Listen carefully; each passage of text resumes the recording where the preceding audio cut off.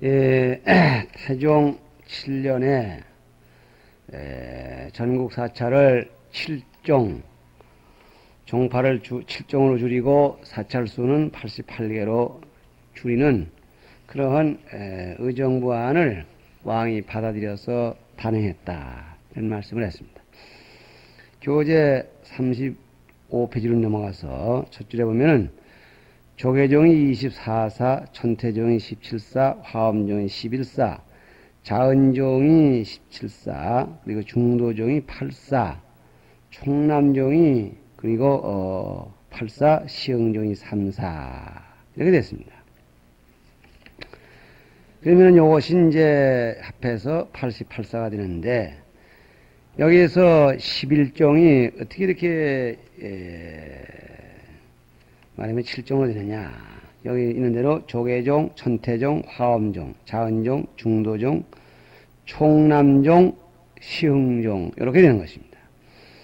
그러면은 이 앞 시간에 이 전면에서 얘기한 바와 같이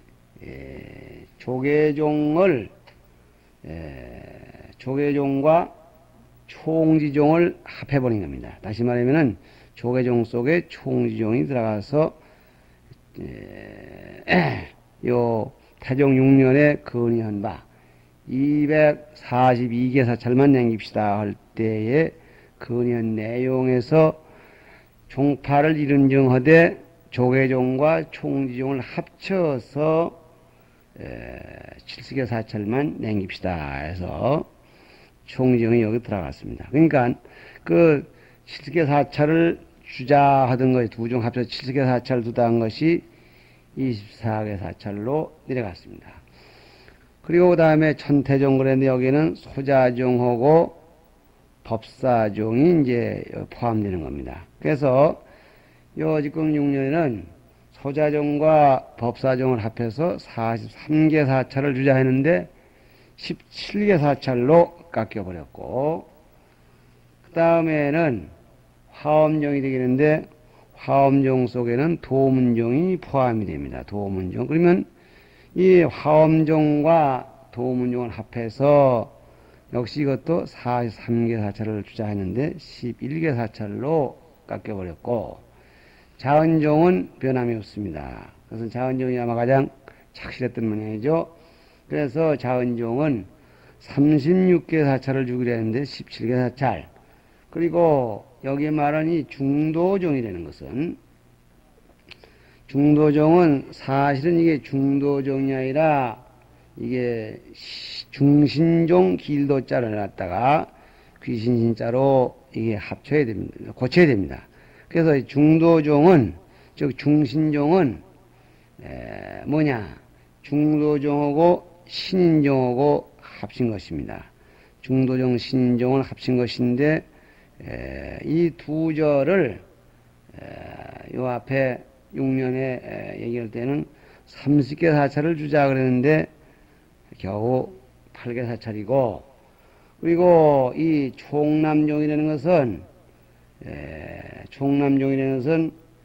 총지종하고 남산종이 되겠습니다. 그래서 이 총남종은 각각 10개 사찰을 준다고 했는데 합하면 20개가 되겠는데 8사가 돼서 그래서 28로 줄르고 시흥종은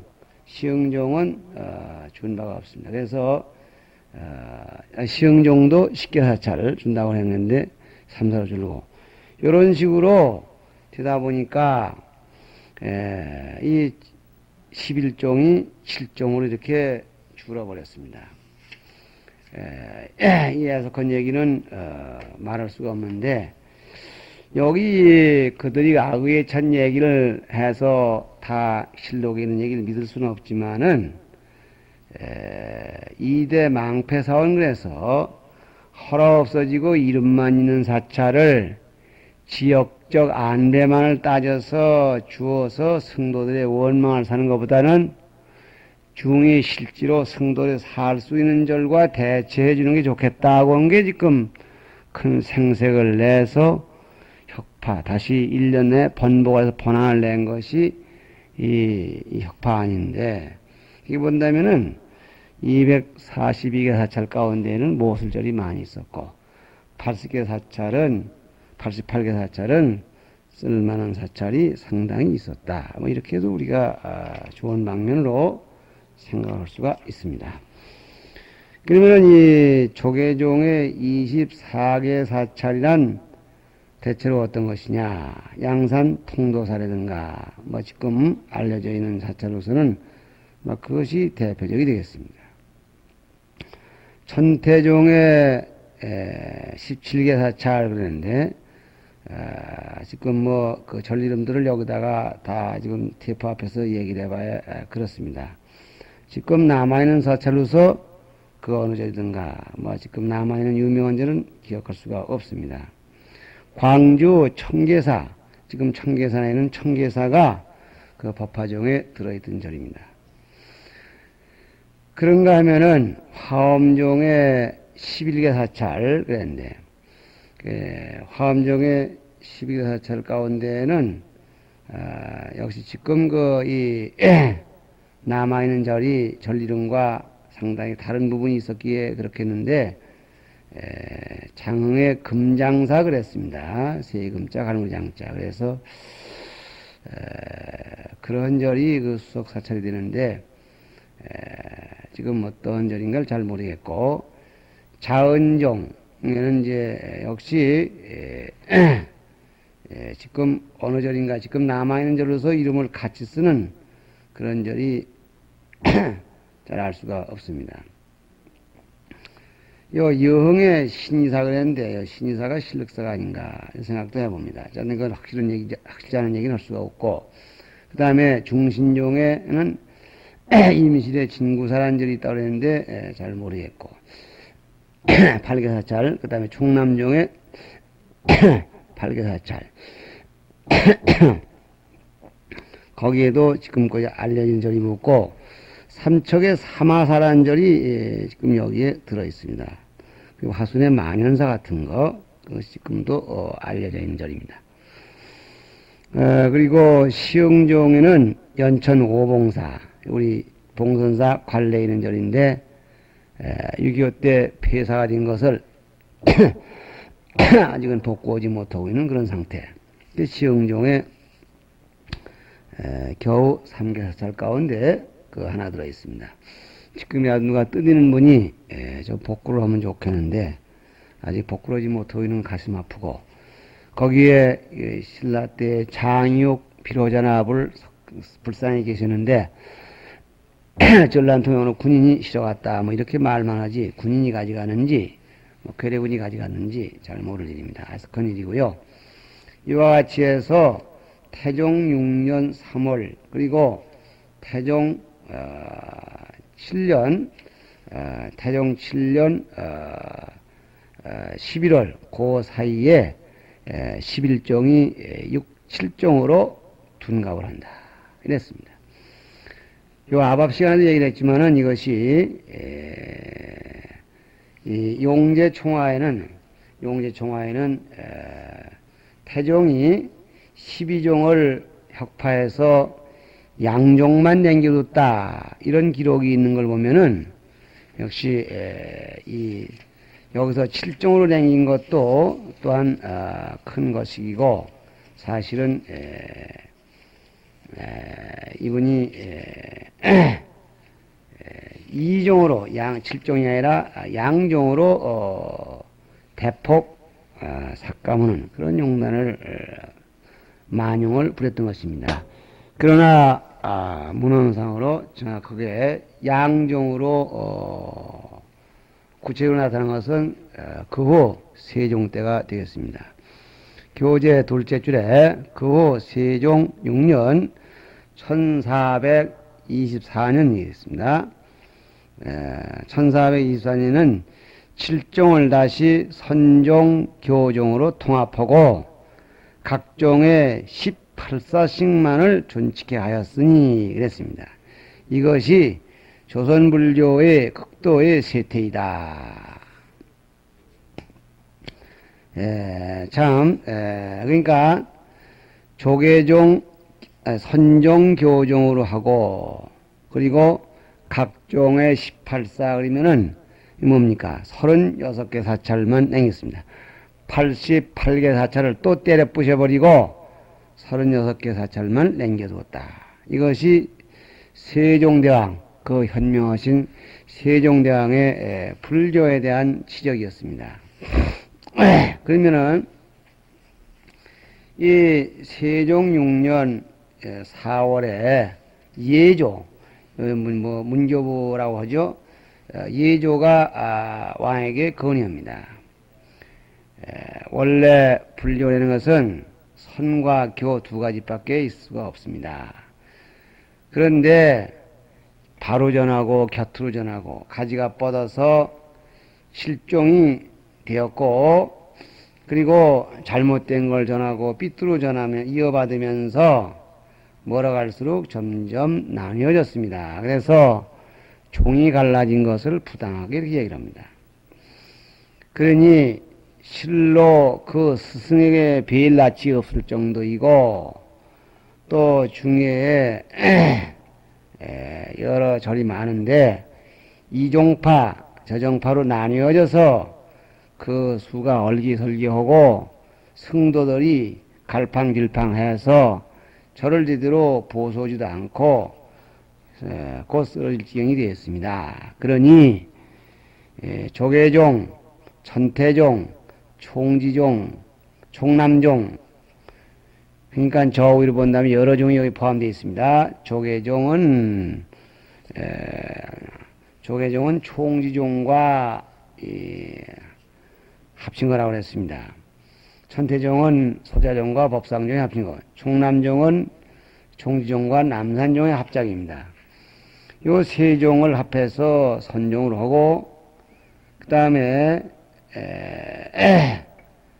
화엄종, 자은종, 중신종, 시은종 등 이 네 종은 교종으로 하시고, 그리고 이 서울이나 또 시골에 성도들이 절 많은 곳을 골라서 36개 절만을 나누어 골라가지고 양종에다가 나누어주고, 거기에다가 논밭을 후히 주어서 거기에 살 수 있는 대중 수요까지 정해주고, 그들이 모여서 작법을 하고 수행케 한다면 그 도가 불교의 그 대호가 정돈이 될 것이고, 그러니 많지 종전에 나라에서 스님들에게 주는 직책인 승록사 제도를 폐지하십시오 그랬습니다. 그 말이면 이제 나라에서 적절한 그런 그 공채 제도를 통해서 권위 있게 해주던 그런 직책을 빼버린다, 이런 얘기입니다. 그렇게 하고 서울의 흥천사와 흥덕사 두 절을 선교 양종의 도해소로, 즉 흥천사를 신흥사를 선종의 총본산, 또 흥덕사 지금은 없지만은 동대문 자리에 있었다고 합니다. 동대문 옆에 근처에 있었다고 하는데 이것을 교종 총본산으로 하고, 그 양종에서 수행과 나이가 가장 높고 점잖은 분을 뽑아서 행수, 행어행자 머리수, 행수라고 해서 요즘 말하는 교종 총무원장, 선종 총무원장 이렇게 되겠죠. 행수를 삼아서 그 자체 승단을 살피게 하고, 또 그 자기들에게 주어진 토지 전답, 재산과 사는 중 수요 이런 것들을 조절하게 하십시오. 이렇게 하고 그 목록을 쫙 열거했습니다. 거기 보면은 선종에 속하는 절이 나눠진 절이 18개 사찰입니다. 그리고 선종에 나누어진 토지수가 원속전과 가급전 그래서 원속전은 절에게 그 기본 재산이고, 본래 있던 재산 그 가운데에서 그 절이 지낼만 하면은 그냥 두고, 그 절이 본래 있던 재산 가지고 유지하기가 좀 어려우면은 좀 더 주고 이렇게 했던 것입니다. 그러니까 가급전을 받은 절로 봐서는 이 제도의 혜택을 받은 것이죠. 그런가 하면 원래 있던 재산이 많은데 좀 뺏긴 절은 손해고 막 이렇게도 되는 겁니다. 그러니까 원래 그 절에 있던 토지 몇 결 거기에다가 가급전이 있는 절이 있는데 그거 모두 합해서 선종에 속한 18개 사찰의 소유 토지가 4,250결 그랬습니다. 그리고 이 선종에서 수용할 수 있는 인원의 수를 1970명으로 정했습니다. 그리고 교종 18개 사찰 여기에 딸려준 재산이 전답이 3,700결이라 해서 선종보다 좀 작고 또 살라고 정해준 인원이 선종보다 좀 작습니다. 그래서 얼마냐면은 1,750명. 그러니까 선종은 1,970명, 교종은 1,750명. 이렇게 인원을 딱 묶어놓고 그 밖의 자들은 모두가 다 요즘 말로 하면 단속을 해서 모두 관청의 하인으로 끌어가거나 아니면 군대에 끌고 가서 뭐 자백을 하게 하거나 이렇게 되는 것입니다. 그래서 교제도 이것이 조선불교의 극도의 쇠퇴이다. 다시 말하면은 조선불교 역사상 가장 쇠퇴함이 극했던 그런 상황이다. 이렇게 얘기하고 있는 것입니다. 그렇다면은 이와 같이 태종과 세종 두 대에 이어서 이렇게 여지없이 종단을 폐합하고 사찰을 이렇게 참 숫자를 줄이고 그런 거에 대해서 이 종단 측에서는 어째서 그 이런 반구에 대항이 없었느냐 이것이 문제가 되겠습니다.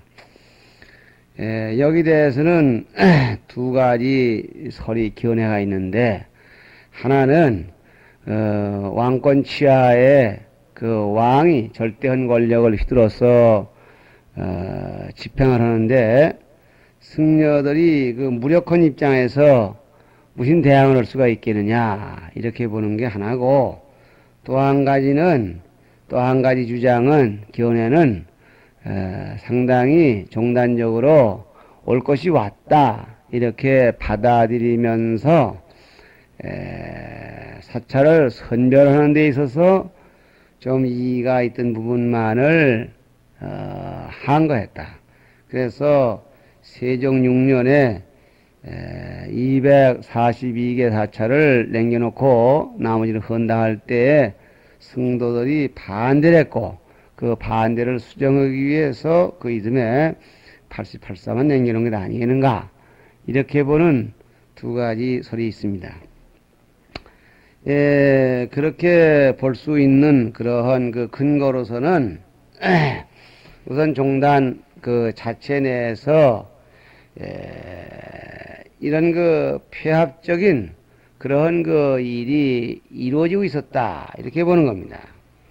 그래서 그 첫째 이유가 고려 공민왕 때 태고 화상께서 태고 보스님께서 이 원융부 둥그런 자 활융자 원융부라는 걸 세워가지고 구산문을 통일해서 통괄해서 그래서 참 성과도 같이 보이도록 하고 같이 이렇게 융하게 다시 말하면 구산문을 인정하지 않고 원융부 하나로 통괄해서 태고보선사가 거의 통치하다시피 했다는 사실 이것이 선종을 합한 게 아니겠느냐 뭐 이렇게 보는 거고 또 좀 올라와서 광종 때에 성과를 창시했는데 그 이후에 화엄종, 자원종 등 교종 승려는 왕륜사에 모여서 일괄적으로 과거를 성과를 보고 그리고 또 이 조계, 천태 이 두 종은 선종인데 선종 승전은 광명사, 넓을 광, 밝을 명, 광명사에 모여서 과거를 본 사실이 있습니다. 이런 것들이 벌써 선과 교를 외부의 세력이 아니라 우리 자체적으로 이렇게 합해서 시행했다. 막 이러한